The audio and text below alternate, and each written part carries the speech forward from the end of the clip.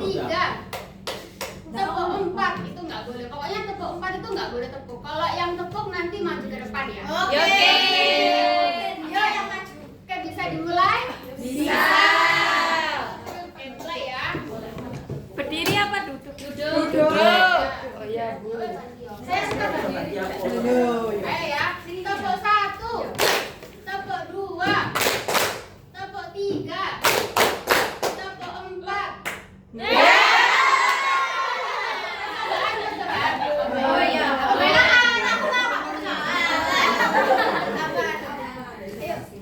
Tepuk satu, tepuk dua, tepuk tiga, tepuk satu, tepuk empat.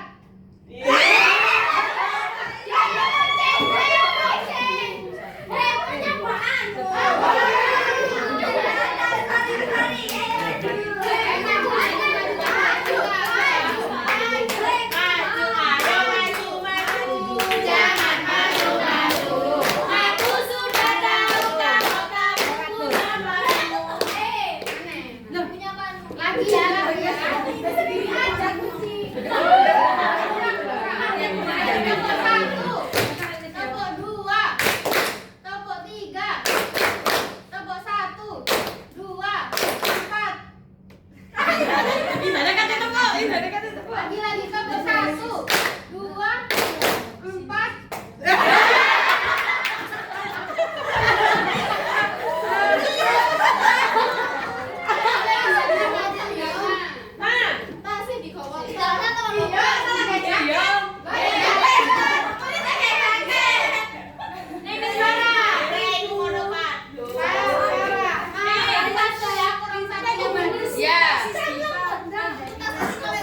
Ayo tepuk satu, tepuk dua, tepuk empat.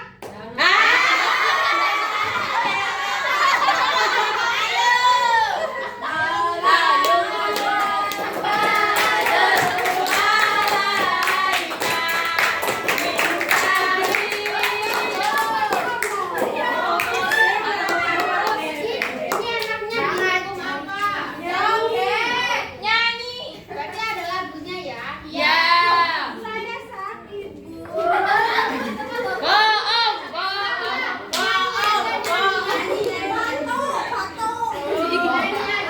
Iki turun kelas 10. Ayo di mana? Stop banter. Ayo aku tuh berjalan di mana? Ayo, waktu lagi berjalan ini. Ayo mulai dari La. Enggak, satu-satu. Terserah nyanyi lagu apa. Jalan tuh pakai U. Ayo, satu, satu, satu. Ya, satu-satu. Enggak boleh. Enggak boleh, enggak boleh. Ya, ayo Ayo,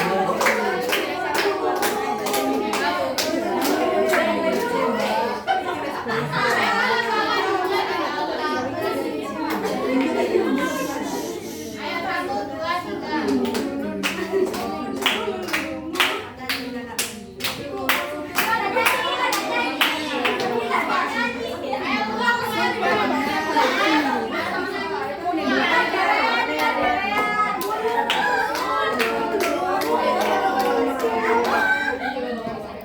Ayo,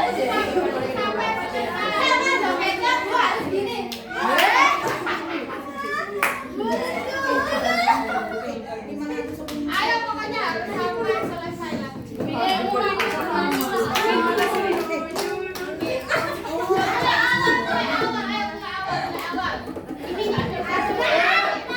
nggak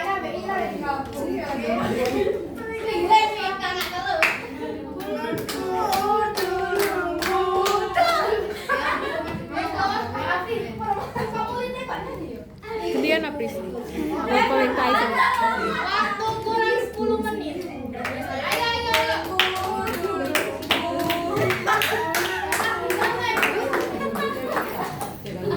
Sudah.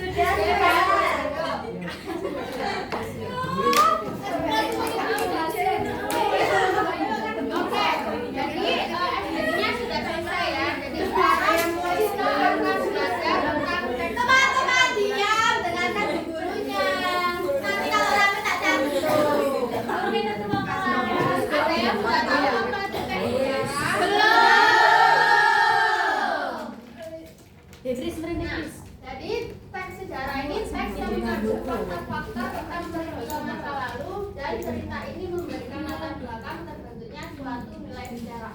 Nah, jadi teks sejarah ini tuh teks yang berisi fakta tentang peristiwa-peristiwa masa lalu. Tujuannya apa sih? Tujuannya untuk merekam, menganalisis, dan melestarikan peristiwa masa lalu agar dapat dipelajari oleh generasi mendatang. Nah, jadi peristiwa-peristiwa yang dulu itu tuh ditulis ulang sekarang agar masa sekarang tuh tahu kejadian itu seperti apa sih. Oke, Bu. Selanjutnya ada jenis-jenis teks sejarah. Nah, jenis teks sejarah ini ada dua, ada teks sejarah fiksi sama non fiksi. Kalau teks sejarah fiksi ini teks yang berisi fakta, peristiwanya fakta, tetapi ada ditambahi imajinasi dari pengarangnya.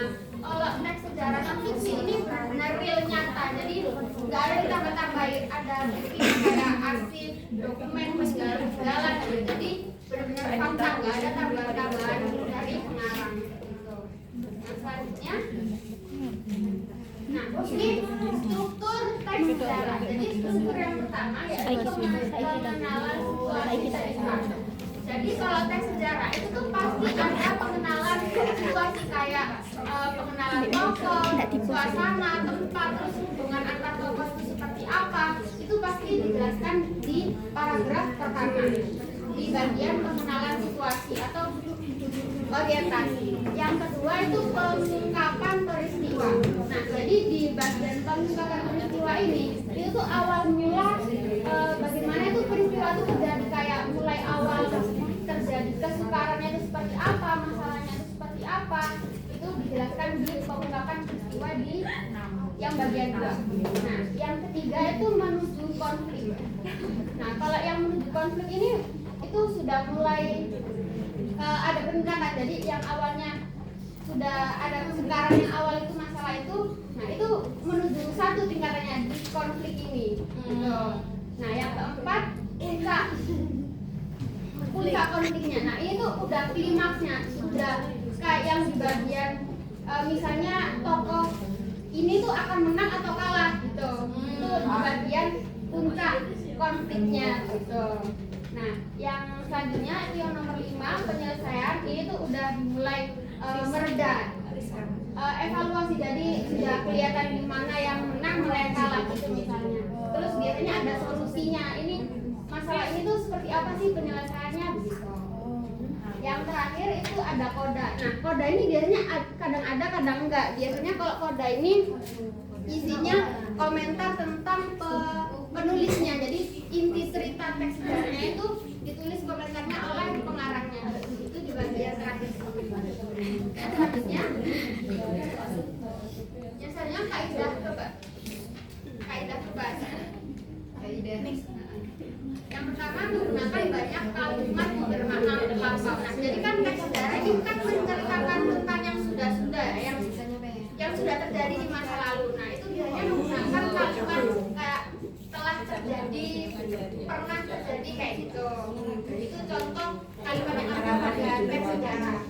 Untuk yang nomor 2, menggunakan banyak kata yang menyatakan tentang waktu, konstruksi, kronologis, temporal.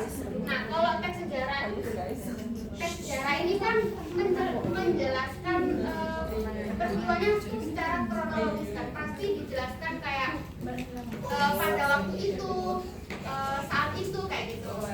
Menggunakan banyak kata kerja yang menggambarkan suatu tindakan kata kerja material. Ini tuh kayak sebuah tindakan fisik, kayak misalnya contoh, sang raja menyuruh prajurit menyerang kerajaan sebelah gitu, misalnya kayak tindakan menyuruh, tindakan fisik gitu.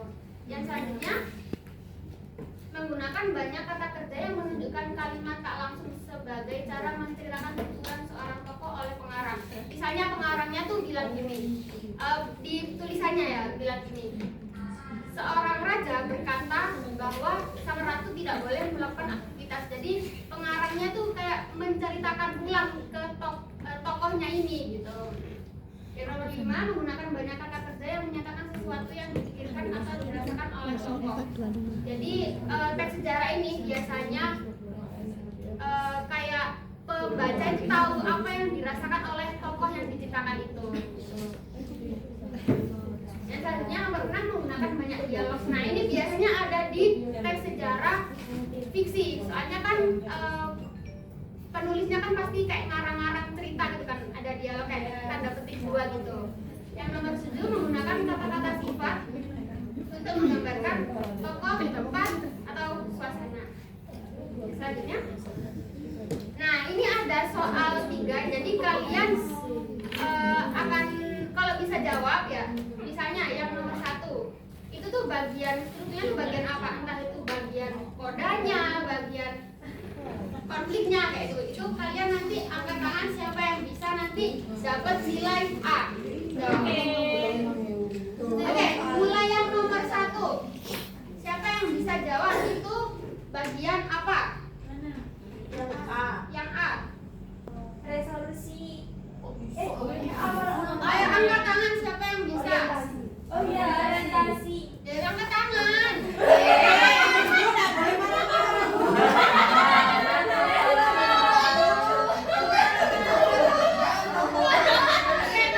Nomor 1 udah kejawab ya. Ayo sekarang yang nomor 2 itu bagian apa? Siapa yang bisa angkat tangan? Saya bisa. Ayo jawab. Salah. Salah, tungkap. Yang nomor 3 ya, siapa yang bisa angkat tangan? Ayo, apa yang nomor 3? Koda.